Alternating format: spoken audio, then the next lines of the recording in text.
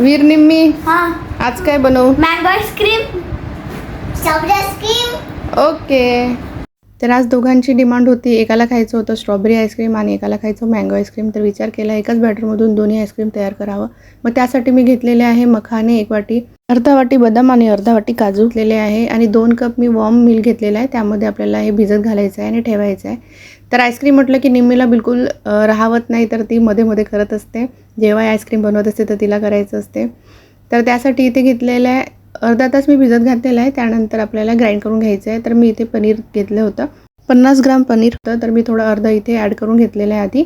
आणि माझं मिक्सरचं भांडं जे आहे ते छोटं आहे, त्यामुळे मी 2 भागामध्ये इथे याला ग्राइंड करून घेतलेलं आहे. त्यानंतर आपल्याला इथे हनी ॲड करायचं आहे. तर तुम्ही इथे डेट्स पण घेऊ शकता, पण डेट्समुळे कलर चेंज होते आणि मला मँगोची जी आईस्क्रीम बनवायची होती त्यामध्ये मला आतमधलं जे फिलिंग होतं ते व्हाईट दिसलं पाहिजे होतं, म्हणून मी इथे डेट्स यूज न करता हनी यूज केलेलं आहे. त्यानंतर आपल्याला याला छान ग्राइंड करून घ्यायचं आहे. दोन याच्यामध्ये मी ग्राइंड करून घेतलेलं आहे. तर आता आपण जे पहिले पोर्शन ग्राइंड करून घेतलं होतं ते आपण इथे घेतलेलं आहे एका बाउलमध्ये. आणि मी इथे 2 पिकलेले मँगो घेतले आहे. हे अल्फान्सो मँगो आहे. तर आपल्याला ही बी पूर्ण काढून घ्यायची आहे आतमधली. तर याला काढताना थोडंसं केअरफुल काढायचं आहे. तर थोडा वेळ लागतो, पण याला व्यवस्थित काढून घ्यायचं आहे. आणि आतमध्ये जो आहे आपण बटर तयार केलेलं आहे आईस्क्रीमचं, ते आपल्याला इथे टाकून घ्यायचं आहे.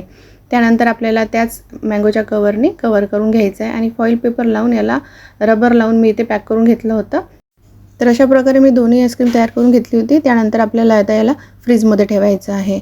तर फ्रीजमध्ये तुम्ही याला ओव्हरनाईट पण ठेवू शकता किंवा 7-8 तास तुम्ही याला ठेवू शकता, पण याला थोडा सेट व्हायला वेळ लागतो, म्हणून मी ओव्हरनाईट ठेवलेलं होतं.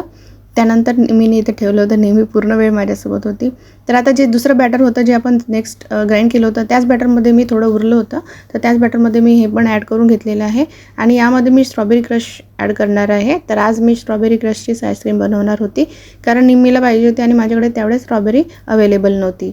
तर यामध्ये आपल्याला क्रश ॲड करून घ्यायचा आहे. आणि क्रश हा थोडा गोडच असतो, त्यामुळे काही टेस्ट साखर वगैरे टाकायची आवश्यकता नव्हती. तर मी इथे यामध्ये मिक्स करून घेतलेला आहे छान त्याचा कलर येईपर्यंत. तर तुम्ही तुमच्या आवडीनुसार कमी जास्त करू शकता. त्यानंतर इथे आपण कुल्फी मोल्डमध्ये मी हे ॲड करून घेतलेलं आहे. कुल्फी मोल्ड होतं माझ्याकडे, तर तुम्ही हे आईस्क्रीमच्या डब्यामध्ये किंवा कुठल्या पण एअरटाईट कंटेनरमध्ये टाकून सेट करू शकता. ॲज अ आईस्क्रीम पण तुम्ही याला बनवू शकता. त्यानंतर आपण आता नेक्स्ट डे बघणार आहे.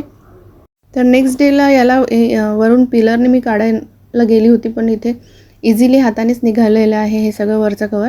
पण हे एवढं थंड होतं की मला हे व्यवस्थित पकडता येत नव्हतं आणि कट पण करता येत नव्हतं. पण ही आईस्क्रीम एवढी टेस्टी वाटते, खायला पण खूप टेस्टी आणि मुलांना तर माझ्या खूप आवडली होती. त्यानंतर मी दुसऱ्या याला पण काढून घेतलेलं आहे मँगोला आणि अशा प्रकारे मी कट करून घेतले, तुम्ही बघू शकता व्हिडिओमध्ये. आणि एकदम आईस्क्रीम सॉफ्ट आणि माउथ मेल्ट अशी होते, म्हणजे एकदम खाताच विरघळणारी आणि खूप टेस्टी आहे ही आईस्क्रीम आणि हेल्दी पण आहे. मुलांसाठी तर खूप छान आहे बाहेरच्या आईस्क्रीमपेक्षा, आणि झटपट होणारी आहे घरच्या घरी.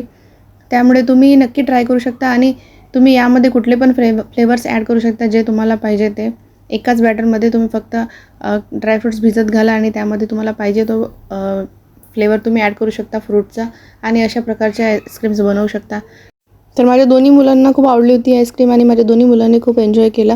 तर तुम्हाला रेसिपी कशी वाटली नक्की कमेंट करून सांगा. आणि मँगोची आईस्क्रीम मी पण फर्स्ट टाईम ट्राय केलेली आहे, तुम्ही पण अशा आईस्क्रीम ट्राय करू शकता. तर भेटूया अशा सिंपल नवीन इझी रेसिपीसोबत नेक्स्ट व्लॉगमध्ये. Bye bye.